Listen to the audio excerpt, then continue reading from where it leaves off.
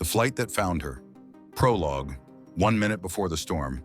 A dirt road winds between fields already scorched by the autumn sun. The wind lifts dust, sends dry leaves racing along the roadside ditches. The sky over southern Oregon darkens, first slowly, then with a nearly palpable resolve. Clouds heavy as steel sink ever lower. An old sedan stands at the roadside. Its hazard lights blink lazily, as though keeping time with a distant rumble of thunder. The driver's door is ajar. A woman steps out, pulling a light-colored coat onto her shoulders. Her hair clings to her face in the gusts. In one hand, she holds a folded scarf like a white flag, raising it as soon as she hears a sound overhead. At first, it is only a faint hum, like a tractor echoing from a neighboring ravine. But it grows louder. It is not the storm approaching, but an engine. A single-engine plane, alone in the air. And there it is, a yellow Montane 8, flying low into the wind. Its silhouette wavers slightly in the air currents. It doesn't look confident, yet it moves steadily, insistently. The woman waves once, then again. The scarf is torn from her hand, drifts across the field, vanishing into the brush. The plane tilts slightly. The pilot has seen her. What follows happens fast. A turn above the field, descent, wheels touching the damp grass, mud splattering, a gentle list as it comes to a stop. A man in a simple coverall and cap pulled down over graying temples emerges from the cockpit, folding himself against the wind as he hurries toward the woman. She stands in the middle of the road, her wet shoes sinking into the mud, arms folded over her chest. He does not know who she is. She does not know who he is. By that moment, it doesn't matter. In a minute, the rain will begin. In a day's time, generals will speak his name. For now, only the wind, the hum of an engine, and a man who halted his flight for the sake of one stranger on the road. Chapter 1, Through the Wind. Elliot Parrish awoke before his alarm. At his age, the body already knows when it should rise. The sun had not yet crested the ridge, but gray dawn light was already filling the room. Outside, the wind drove low clouds across the sky, leaving short streaks of moisture on the window pane. The wind felt restless, foreboding, the kind that arrives before a storm. Elliot listened for a moment, then swung his legs over the side of the bed, pulled on his trousers, and stretched, feeling in his back that familiar heaviness that comes to those who work with their hands rather than paper. The kitchen looked as always. A mug on the table, the coffee pot with a crack along its side, a radio emitting static. He switched it on, but instead of music or news, only white noise emerged. The weather was already interfering with the antenna. He had heard the forecast last night. By midday, a front would arrive with high winds and rain. But for now, it was dry, and that meant work. He walked into the hangar, a small metal box covered in a russet layer of rust.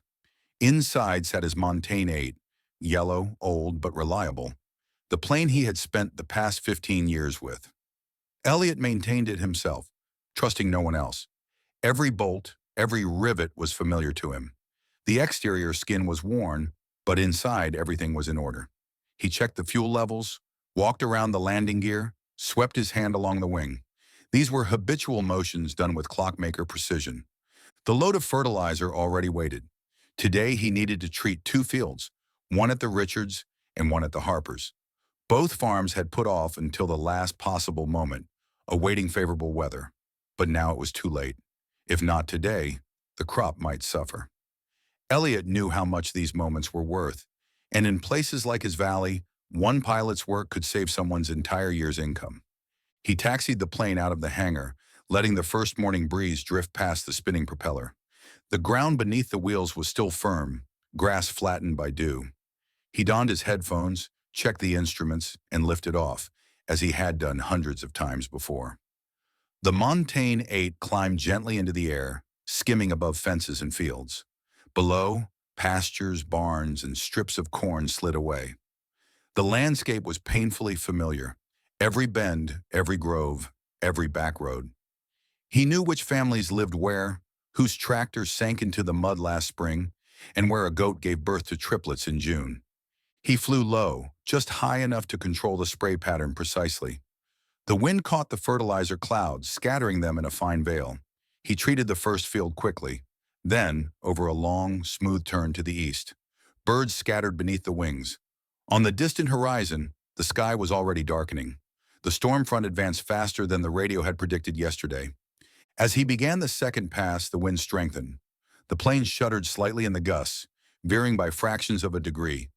Elliot gripped the yoke more firmly, correcting the heading. Slivers of sunlight pierced the clouds, illuminating select patches of earth. Everything in this flight felt both familiar and ominous. He sensed that he was flying on the edge. Yet here, in the air, he always felt more at home than on the ground. He finished the second field, circled over neighboring farms just to confirm that all was well, and set a course for home. The air began to vibrate in that unmistakable way, like the pressure drop before a storm. The Montaigne 8 flew steadily but demanded constant minor adjustments. He descended to avoid the stronger currents aloft, choosing a route along the valley floor where the wind was weaker.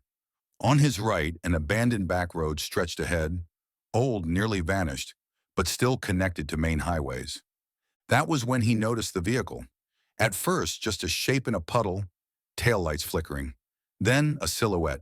Human. Someone stood beside it, buffeted by the wind, almost invisible against the gray landscape.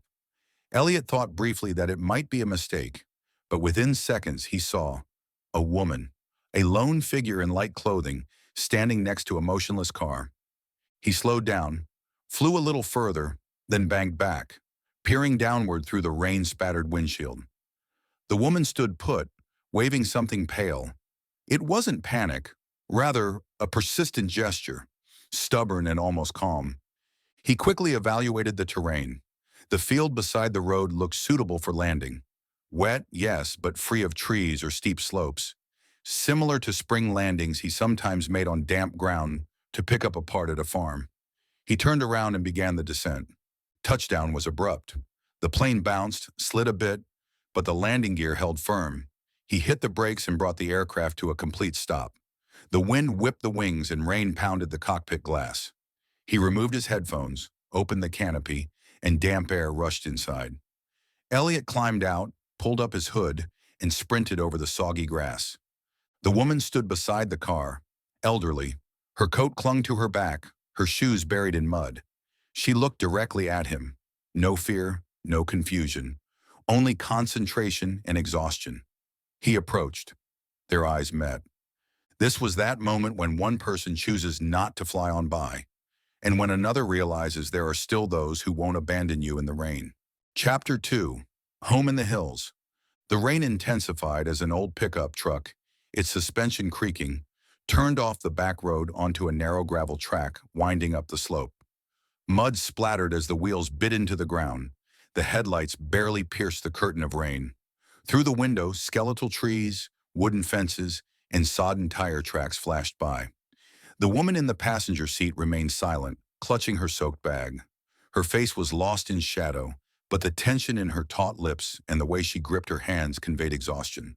Not just from the journey, but from days, months, perhaps years. The man behind the wheel glanced at her occasionally as if trying to assess who she was, but said nothing. He knew the time for conversation would come later. For now, the priority was to reach their destination. The house stood isolated, slightly off the main valley road. Old yet well-maintained, a timber frame, a sagging but sturdy roof, and a porch with a swing, above which a metal weather vane creaked in the wind. A dim yellow glow in the kitchen window broke through the rain, signaling that someone awaited. The truck came to a halt at the porch. The engine died. The man climbed out first, opened the door, and offered his hand. The woman gingerly stepped down, wading through a puddle without flinching. She climbed the steps slowly. He followed. They slipped through the door, and only the downpour continued to hammer the roof, as though trying to catch up with them. Inside, warmth enveloped them. The air smelled of aged wood, dried herbs, and something distinctly homelike. Perhaps coffee, perhaps freshly baked bread. Coats hung on a rack by the entrance, and beneath it stood rubber boots. The woman paused, as if unable to believe she was no longer exposed to the elements. From the kitchen came the sound of water running, a towel snap, and shadows cast by a lamp swinging above the table. The man gestured toward an armchair by the hearth before disappearing into the adjacent room. She sat, carefully placing her bag at her feet. Her wet-soaked shoes sent a chill through her legs, and her fingers trembled, but her expression retained a steady resolve. She took in her surroundings, walls adorned with photographs, old newspaper clippings, an antique clock, and a rocking chair draped with a blanket. The house was lived in, not just for show, but genuinely. Everything spoke of what was and what remains. Not a museum, but a repository of memory. Soft crackles rose from the fireplace. The fire was not fierce, but it provided enough warmth to ease her shoulders. After a few minutes, the man returned, this time accompanied by a woman slightly younger, with gentler facial features, wearing a simple sweater. She carried dry clothes, a blanket, and a mug. The guest tilted her head in silent thanks and wrapped her trembling hands around the hot rim of the mug, as if drawing support from its warmth. Words seemed unnecessary for now. The journey, the solitude, and the rain spoke for themselves. On the wall, the clock ticked steadily. The couple exchanged a glance, unspoken understanding passing between them. They sensed this meeting was not accidental. Outside, the storm intensified. Thunder rumbled through the hills as though nature itself reminded everyone of its power. Yet within the house, it was quiet, peaceful, almost timeless. The man went to an old telephone hanging on the wall, lifted the receiver, and listened. Silence. No connection. He tried again, then switched on a portable radio. Only static. He shrugged and returned to the kitchen. The woman by the hearth furrowed her brow, but did not seem surprised. She had long since grown accustomed to plans going awry. A little while later, as she unpacked her belongings by the chair, a worn leather case with a faded emblem briefly appeared from her bag. The man noticed but said nothing. He didn't know if it was an award, a credential, or merely a prized keepsake. The woman, as though sensing his gaze, deliberately covered it with the blanket. Her hands were slender, but not frail. In every motion, there was the poise of someone accustomed to acting under pressure, neither frantic nor hurried, but purposeful. The other woman looked at her more closely, as though recognizing someone who understood the weight of a uniform, even if she no longer wore one herself. Eventually, the guest spoke. Her voice was low and raspy, as though it had gone unused for some time. Her story unfolded calmly, without melodrama. Her son, a military base, a ceremony. She was meant to be there, today, perhaps even now. The man listened, standing by the window, watching raindrops trace streaks down the glass. She did not name him, but one look from the wife made clear. They knew exactly who she spoke of. After a brief pause, the man retreated to his office, a small room with a computer, radar screen, and weather station. He checked the forecast. The storm was shifting north and would weaken by dawn. The windows shuddered under the wind. The antenna outside wailed, but the display showed a clear window. They could fly in the morning, if the storm subsided. Returning to the kitchen, he met his wife's eyes. They both understood he would be at the controls again come morning. Not for profit, not for awards, but because there was no other way. By the hearth, the guest draped the blanket over her shoulders, and for the first time since arriving, allowed her eyes to close. She did not sleep, merely let the world exist around her, permitting herself a moment of stillness. Outside, the rain began to slacken. Ahead lay only night and whatever morning would bring. Chapter 3, First Light. Morning arrived abruptly, as often happens after prolonged storms. The air grew dry and fresh. The sky emerged clear and richly blue. The clouds shifted eastward, and in the pre-dawn stillness, everything seemed washed clean and rebuilt anew. Elliot left the house long before sunrise, pulling his jacket over his pajama shirt as he headed to the hangar. His footsteps crunched on the frost-touched grass. Night had released the valley, leaving behind only dew droplets on the metal gates. The Montaigne 8 waited for him. He inspected the plane with a practiced eye. Skin, stabilizers, fuel tank, fittings. Everything was in place. He brushed his palm across the cabin's side as though greeting an old friend. The engine roared to life on the first try, a low, throaty rumble, like the yawn of an ancient beast. The air filled with the scent of oil, fuel, and assurance. June appeared on the porch. Today, she seemed calmer. She still carried herself with dignity, but determination was etched into every movement. Over her shoulder hung the same bag that contained the leather case. Today, she did not try to conceal it. Elliot glimpsed the engraved emblem as she placed her belongings on the rear seat, but did not ask what it was. Still, a thought began crystallizing in his mind. This day meant far more to her than a simple flight. It was a turning point. He understood how critical it was not to be late. They said nothing extra. He motioned toward the ladder. She climbed up, buckled in, and leaned back, closing her eyes for a moment as though centering herself. In her hand was a photograph. Elliot spotted it peripherally. An image of a man in dress uniform, young, focused, with eyes like hers. He did not ask who he was. The realization dawned. Today's journey carried enormous gravity for her. It was a boundary that could not be missed. They lifted off easily, encountering almost no resistance. The air was dense and stable, supporting the aircraft. Elliot flew low, skirting major highways and tracking over valleys he knew intimately. Occasionally, he glanced at his passenger. Jun stared out the window, her face calm but her lips firmly set. She was a woman who had endured much, now holding within her what could never be conveyed with words, only conveyed through presence. They passed over familiar fields, farmhouse clusters, and bridges spanning creeks. All seemed ordinary, but today that landscape was the backdrop for something far greater. Every turn, every degree, was part of a route in which delay was not an option. 20 minutes before the scheduled landing, the radio crackled with static. Elliot winced and switched to frequencies. Silence. Then, a sharp, demanding voice. Unidentified aircraft. You are entering restricted airspace. Identify yourself immediately. Elliot reached for the microphone, but before he could speak, Jun unclipped the spare headset and pressed it to her ear. He glanced at her.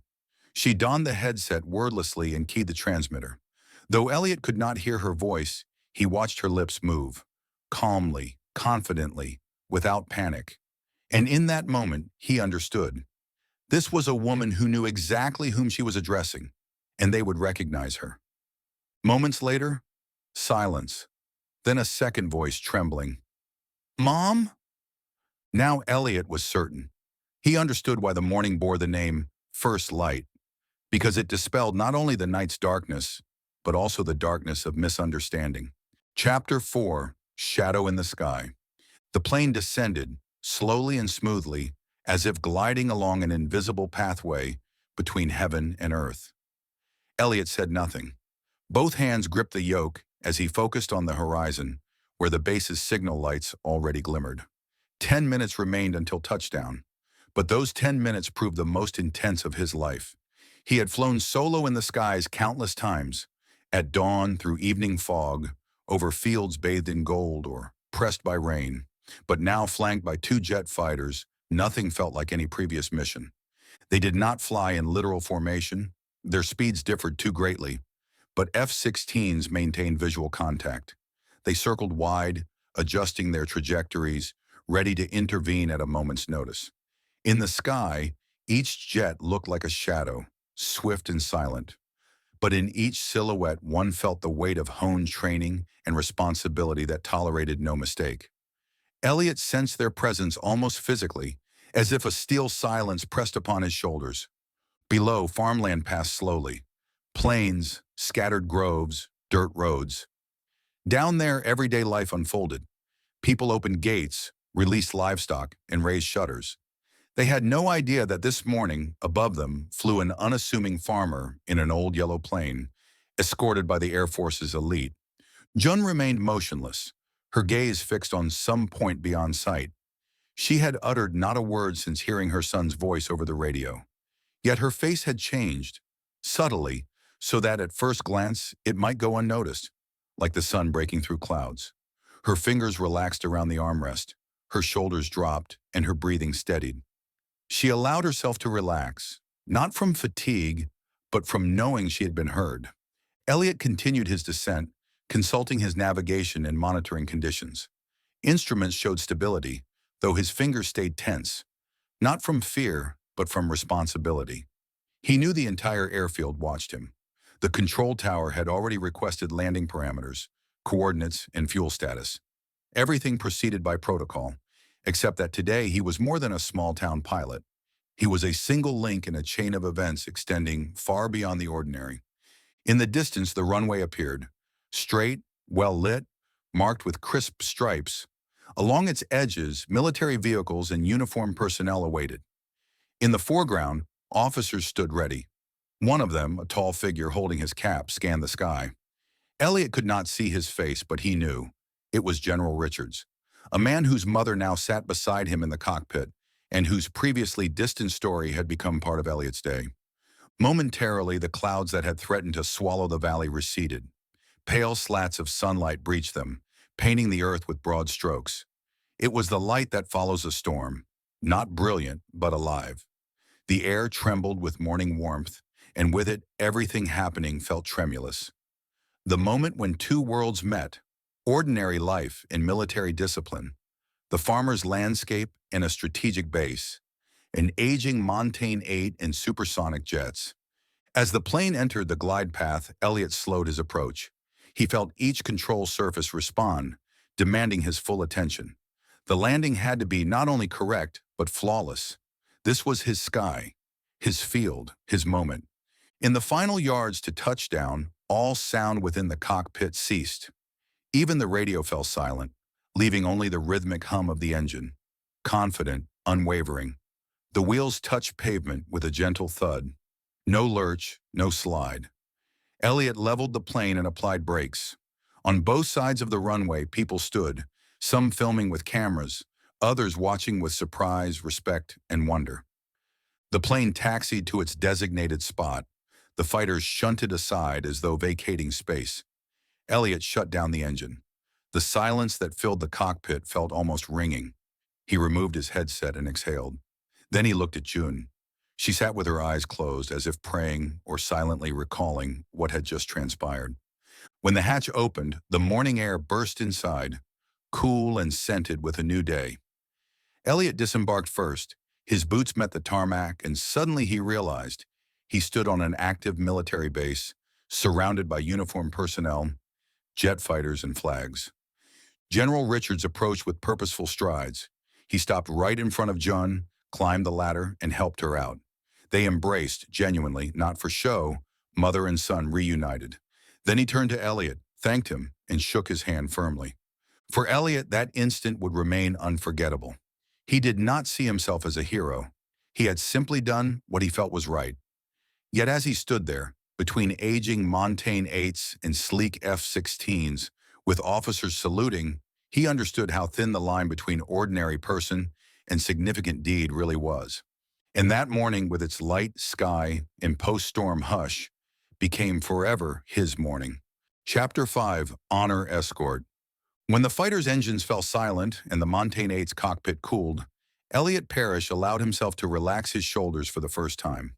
A full honor detail lined the runway, figures in dark blue dress uniforms, gleaming insignia, spotless gloves, and polished boots. Those standing in silence seemed to convey that every second of stillness carried as much weight as the storm that had just passed. Everything that had transpired in the last 24 hours had led to this landing. Soft, precise, almost unreal. June descended the steps slowly but with confidence. Her coat fluttered in the breeze, hair plastered to her temples. She kept her gaze fixed ahead, where a tall figure with 4 stars on his shoulder boards awaited. His face, stern and focused, betrayed a flicker of emotion as soon as he laid eyes on her. He strode forward, and everyone else subtly yielded space, as if reserving the moment for them alone. Elliot stepped aside, sensing that this was their moment. He felt he had no right to intrude, yet also knew that without him, it might never have happened. They embraced, a strong, genuine hug between son and mother, separated by duty and time. The general then turned to Elliot, approached, and extended his hand. Elliot grasped it, feeling how firm yet warm the hand of a man overseeing major air operations could be. The general's gratitude was palpable, in his look, his gesture, his tone, even though few words were exchanged. A flicker of bewilderment appeared among those closest to the aircraft. Some officers did not immediately register who had piloted the diminutive plane. One young sergeant took a step forward as though to ask a question, but froze when he saw the general walk to Elliot himself. In their expressions was surprise. They had expected a military pilot with credentials, not a civilian in a work shirt. Two of them exchanged puzzled glances before relaxing at the officer's command. Elliot was then escorted along the perimeter, passing fighters, hangars, and vehicles bearing Air Force markings. One pilot, a young man with a sun-bronzed face and his helmet tucked under his arm, approached and offered eager compliments. Elliot nodded and shrugged, but internally marveled. This wasn't happening to him. He was no military aviator.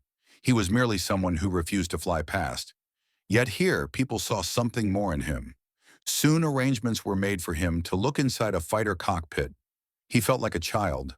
Hundreds of buttons, multiple screens, the targeting system, all seemed to embody the childhood dreams he had once abandoned for the responsibilities of a family farm. But now he felt no regret. Rather, in a strange way, he sensed that his life's path had still led him to where he once longed to be, if only for a day. Meanwhile, preparations for a ceremony unfolded on the base. Tense silence lingered in the air, reminiscent of that before an official muster. Jun changed clothes, donning a uniform and displaying decorations meant for her son. Her presence was part of protocol, but after all that had happened, it had become something far deeper, a symbol of continuity, resilience, and the bond between service and family. The ceremony began on schedule. Troops formed ranks on the parade ground. The national anthem played. Awards and promotions were announced, speeches delivered. The general stood erect as protocol demanded. Yet his gaze frequently returned to the woman in the front row, his mother, and to the man in the simple jacket seated next to her. Elliot felt at a loss for how to behave at such formal events. He sat quietly, back straight, almost motionless. But even in silence, he sensed a shift in the air, in the onlooker's eyes, and within himself. After the ceremony, many approached him, shaking his hand, asking questions, offering thanks. He answered briefly and without fanfare. He disliked undue attention. Yet inside, a peculiar sense of pride grew, not for himself, but for the fact that everything had ended rightly. The woman he found in the rain had reached her destination. Her son had received his star. A family had been reunited. As the day wound down, a staff officer guided Elliot back to his aircraft. In the shadow of the fighters, the old Montaigne 8 looked like a toy, faded, paint peeling, scratches on its fuselage. But today it was the only plane of its kind that had crossed the front, flown above the valley, entered a fighter escort zone, and delivered its passenger exactly where he needed to go. There was no other like it.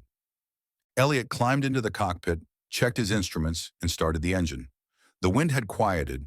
The horizon stripes glowed with sunset. As he lifted off, no one waved him off. Yet he knew he would not be forgotten. His name, his plane, his deed. This day, high above, with the base left behind, Elliot felt the familiar lightness return. The plane responded smoothly. The air was even. He headed south, homeward bound. Fields, groves, and hills once again lay beneath him. Everything seemed unchanged. Yet inside he was different. Not radically transformed, no, but with something added, a certain straightness of spirit. Confidence that an ordinary life can, in one moment, become something vast. He knew he would be awaited at home, and he knew that tomorrow would bring dust, fertilizer, propellers, everything that defined his simple existence. But now that life included a chapter few would believe, about how an old farmer became part of an aerial escort, and how one yellow airplane, for one day, flew among machines built for speed and war. Chapter 6. The Final Turn. The return flight was silent. Elliot took off again immediately after the ceremony ended, as the last applause faded and hangar shadows lengthened toward the hills. His Montaigne 8 lifted smoothly from the runway, as though it knew no fatigue. He did not look back. There was no need. All that mattered had already occurred. All that needed saying had been conveyed through gestures, glances, and the hush left behind after the storm. Now only the sky remained, his personal realm, a place without words where wind and instruments spoke far more precisely. He steered southward. Below, familiar landmarks appeared once more. The water tower at the gas station, the bend in the highway, the mill beyond the tree line. Everything remained as he remembered. He flew over the township, noting someone on the ground looking up, recognizing his silhouette. Maybe rumors had spread already, maybe not. But in time, people here would learn that their farmer in the yellow plane flew alongside jet fighters, landed on a military base, and touched down as though born to it. The strip near his farm was ready. The grass had dried somewhat since the rains. The ground was firm. All went smoothly. He lined up on the final approach path, feeling slight tension. This landing was simple, yet after such a day, he wanted it especially clean. The wheels kissed the earth softly, almost without a jolt. The plane rolled along the strip and came to rest before the familiar hangar, one he had entered countless times before. When the engine fell silent, the air felt especially still. Elliot removed his headset and ran a hand across his face. Everything looked just as it had the day before. The hilltop house, the cherry tree by the porch. The dog crouched in the shade. He felt changed, not drastically, but with something added, perhaps a deeper integrity. He stepped from the cockpit, walked to the hangar, checked the locks, and cast his gaze over tools and grain sacks. The ordinary tasks awaited. Evening returned to the routine he knew: work, quiet, rest. Becky emerged to meet him, wrapped in a warm sweater and wearing a gentle smile. He nodded. No words were needed. Everything worth knowing showed in his tired stance and how he locked the hangar door. Later, he sat on the porch, leaning against the railing. A steaming cup of coffee in hand, he stared at the horizon.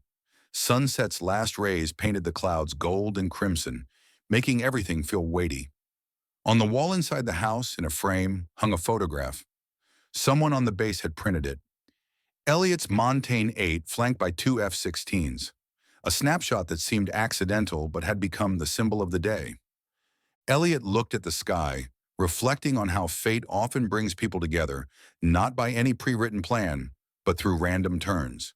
One bank, one downpour, one distress call, and suddenly you are no longer flying alone.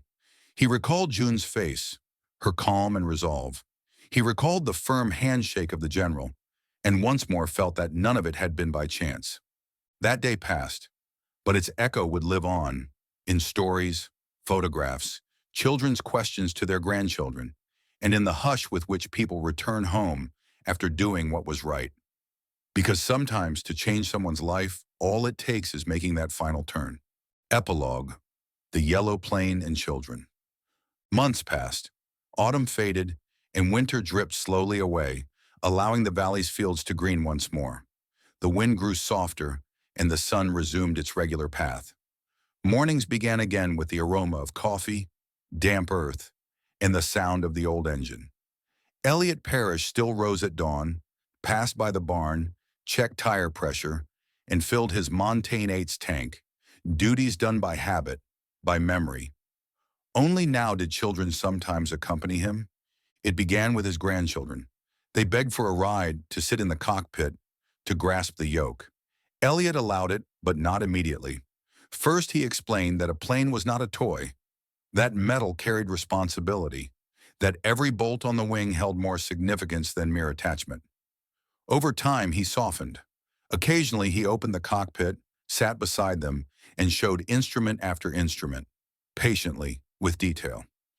In their eyes, he saw reflected needles, glass, sky, and the spark of dreams he recognized. Then more children arrived: neighborhood kids, nephews, students from the local school. One day, the physics teacher called and asked if he could bring a group. They simply wanted to see the plane that flew with fighters. Elliot made no fuss. He simply said, "Come on by." And they arrived, 16 teenagers in dusty sneakers, with backpacks and cell phones. But when they saw the yellow fuselage, peeling paint and broad wings, they fell silent. Something in that sight reached deeper than any online images. He did not tell them everything, only what truly mattered. That one person could alter another's day. That sometimes the ordinary becomes extraordinary if you refuse to fly on by. that the sky belongs not only to those in uniform. They listened wordlessly, then asked a handful of questions. One boy asked if he feared flying, knowing storms might come. Elliot shrugged. Storms happen. The important thing is knowing why you're up there. The photograph of his Montane 8 surrounded by F-16s now hung in the local library. Beneath it a plaque read, Honor Escort, Elliot Parrish, farmer, pilot, citizen. He did not know who came up with the inscription, and he did not change it. It was truthful. A phrase too long can be forgotten. This one would not be. Children returned often. Some brought friends.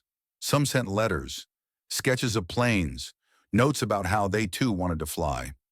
Elliot didn't know if they all would become pilots, but he knew that somewhere in their memories that day would endure. The field behind the farm, the old yellow plane, the scent of fuel, and the man who didn't say, I'm busy, but instead said, come aboard. The sky itself hadn't changed. It still welcomed and released every flight. But now, whenever Elliot soared, be it for an hour or a short route, he knew that below someone was looking up, not merely at a propeller's wake, but at what he left behind. And that meant more than words could ever explain. Such was the life of the man who once banked not by navigation, but by the call of his heart.